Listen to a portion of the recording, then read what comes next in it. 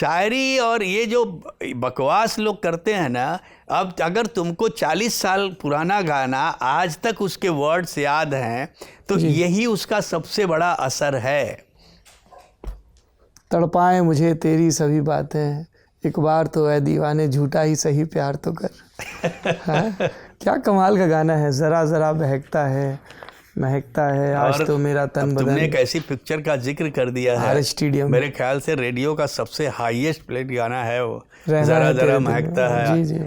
मैं तुमको बताऊं, ये किसी को यकीन नहीं होगा, ये पूरी पिक्चर रहना है तेरे दिल में जिस दौर में मैंने फिल्म लिखी थी, मैं इतना बिजी था कि there was the time 110 film I was doing at a time.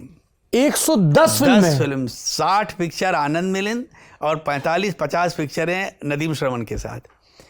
और मैं सुबह मेरे ख्याल से 10 साल में केवल 3 से 3.5 घंटा सोया हूँ बस।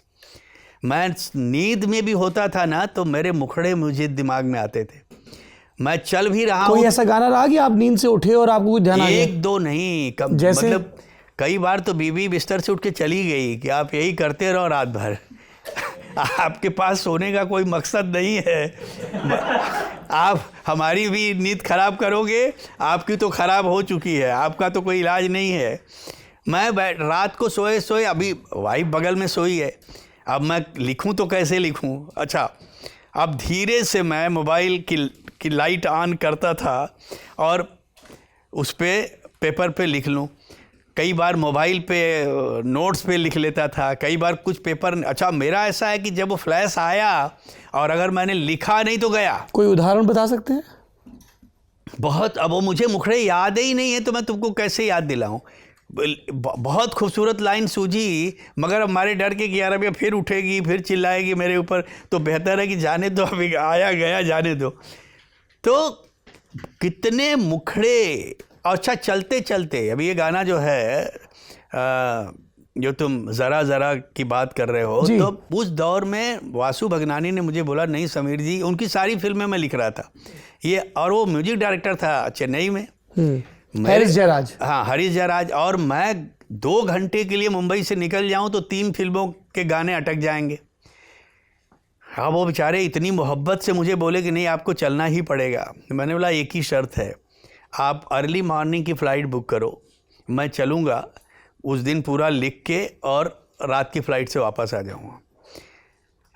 लास्ट गाना मैंने उसमें लिखा था वो सच कह रहा है दीवाना, दिल ना किसी से लगाना, झूठे हैं प्यार के वादे सारे। और सबसे मुश्किल हुई थी ये गाना लिखने में ज़रा ज़रा, क्योंकि उसकी तुम कंपोजिशन देखोगे ना तो उसमें ब्रेक कहीं है ही नहीं है।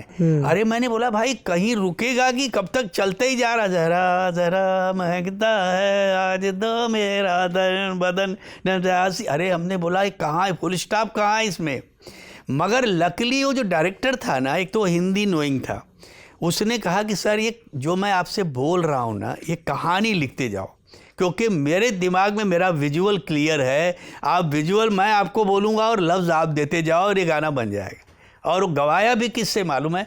बॉम्बे जयश्री। हाँ, बॉम्बे जयश्री से एक ही गाना। हाँ, वो जबकि उनका नाम बॉम्बे जयश्री इसलिए है क्योंकि बेसिकली थी बॉम्बे से, चैम्बूर की थी शायद, और वो जाके चेन्नई में सेटल हो गई, तो वहाँ उनको लोग बॉम्बे जयश्री नाम से ही बुलाने लगे।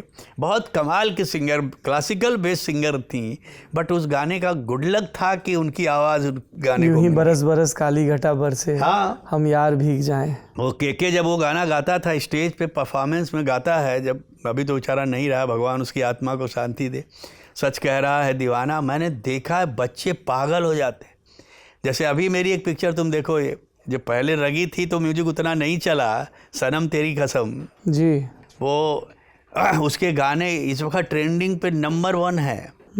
और वो गाना जो उसमें गाना है तो खींच मेरी फ़ोटो पिया जी, वो जब वो गाना चला, आ बेटा सेल्फी ले ले रे, अब मेरे गले लोग पड़ गए कि सर एक गाना तो लिखना पड़ेगा मोबाइल के ऊपर। अरे मैंने बोला यार हो गया ना भाई, आ बेटा सेल्फी ले ले, बोले नहीं। तब मुझे वो थाट लेके हिमेश और हम बैठ के करते करते कि तो खींच मेरी फ़ोटो पिया। तो इस तरह के चैलेंजेस, तो वो पूरी पिक्चर रहना तेरे दिल में मैं 8 घंटे में लिख के आया था सर। सारे गाने 8 आवर्स। तुम सोचो मेरे दिमाग की नसें कहाँ रही होंगी कि, और मैं ये इस तरह से बैठा हूँ कि इसको किसी भी तरह मुझे ये ख़त्म करना ही करना है जी। तो होते हैं इस तरह के चैलेंजेस, क्या कर सकते हैं, यही तो है, यही तो, इसी को तो आजमाइश और इम्तिहान बोलते हैं।